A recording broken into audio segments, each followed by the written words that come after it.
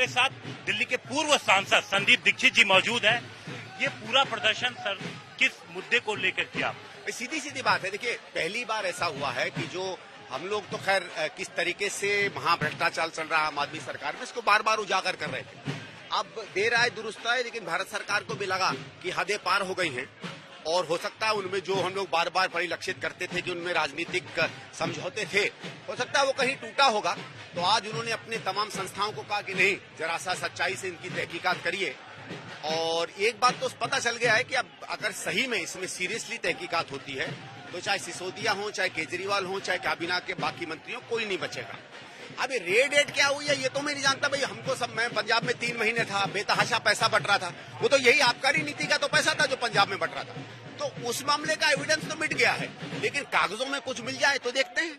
ये दिल्ली की, देखिए, अगर आप भारत सरकार में अधिकारियों से बात करें, इनकम टैक्स के अधिकारियों से बात करें, तो वो आपको बताएंगे कि दिल्ली सरकार जो हदें पार करी है भ्रष्टाचार की, वो हिंदुस्तान के इतिहास में पहले कभी नहीं हुआ। और ये आज से नहीं है। मैं एक उदाहरण बार बार देता हूँ, मेरे कभी कभी दिल दर्द करता है कि मीडिया इस बात को नहीं उठाता है। ये आदमी तो जब अपनी एनजीओ चला रहा था तब यूएनडीपी ने इस पे 65 लाख के गबन का आरोप लगाया था और इसे 65 लाख रुपए वापस करने पड़े थे। मैं तो आपसे कहता हूँ ना, कभी उससे पूछ लो ना सीधे सीधे केजरीवाल को मुंह में। आपको हम ये कह रहे हैं कि आपको जो आज इश्तेहार मिल रहे हैं आम आदमी पार्टी सरकार से, वो बीजेपी और कांग्रेस भी देगी जब आ जाएगी, तो उसकी आप चिंता मत करिए। वो एक मापदंड बन गया है, तो आप वो लूज नहीं करेंगे। लेकिन कभी कभी इससे सच तो पूछिए, इसे पूछिए कि जब आप एनजीओ चलाते आपको लग रहा है पैसा खा लिया तो सरकार में क्या लक्षण आपके होंगे, तो साफ है ना। अब आपको लग रहा है कि जो कार्रवाई है सीबीआई की वो ठीक है? मैं नहीं कह सकता। देखिए, सीबीआई अगर बिल्कुल प्योर रूप से काम करेगी, इंडिपेंडेंट रूप से इंक्वायरी करेगी, तो इन लोगों को जेल जाना ही है, इसमें तो कोई दो राय है ही नहीं। अब बाकी क्या है, कब कौन सी एग्रीमेंट हो जाए, क्या हो जाए। देखिए, हम लोग के पास बहुत सी ऐसी चीजें हैं जो बीजेपी के नेता बताते हैं और बताते हैं, जो हम सार्वजनिक रूप से आपसे तो नहीं बात कर सकते। आपके ही जर्नलिस्ट लोग आप अलग हमसे बात करते तो और बातें कहते हैं। लेकिन मेरा यह है कि अगर निष्ठा से इन पर इंक्वायरी होगी तो ये सरकार नहीं बच सकती। लेकिन ये बताएं कि यही केंद्रीय एजेंसी ईडी जब आपके पार्टी के नेताओं या हेराल्ड केस में कर रही थी छापेमारी, तो कांग्रेस पार्टी ने उसका बहुत विरोध किया था और सड़कों पे लगातार प्रदर्शन किए थे। हमने किस बात का विरोध किया था, आप बताइए ना। हमने ये कहा था कि आप रीजनेबल लेवल से ज्यादा इंक्वायरी कर रही है। हमने ये कभी नहीं कहा कि इंक्वायरी नहीं होगी।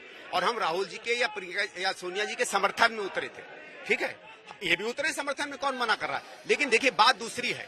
बात यह क्या कह रहे हैं आज केजरीवाल या आम आदमी, क्या कह रहे हैं भ्रष्टाचार के बारे में कि हमारे खिलाफ कोई सबूत नहीं है। तो 2013 में सबूत था कांग्रेस के खिलाफ, सबूत थे शीला जी के खिलाफ, जो पूरी सड़कों पे आप उतर रहे थे। मेरा यह है कि आप वो खेल खेलें तो सच है, और वही खेल जब आप पर आए तो दूसरा झूठ है। हम इस गेम में नहीं पड़े। आपने देखा होगा, हमने जब कहा हुआ है तो नैतिक रूप से लोगों का विरोध किया है। आपने कभी भी देखा है कि कांग्रेस ने किसी विषय पर जिस तरीके से इसने ऑटो के पीछे पोस्टर लगाए थे, हमने लगाए हो? तो मेरा यह है कि आपने जो खेल खेला, आज वही चेहरा बनकर आपके सामने आ गया है, वही शीशा आज आपके सामने है।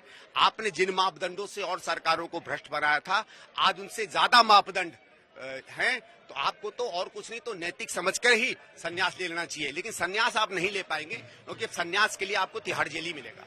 आप देखिए, ये कांग्रेस के नेता संदीप दीक्षित जी थे, जिनका कहना था कि वही मापदंड जो आप अपनाते थे, आपके नेता अपनाते थे सत्ता में आने से पहले, आज वही उनके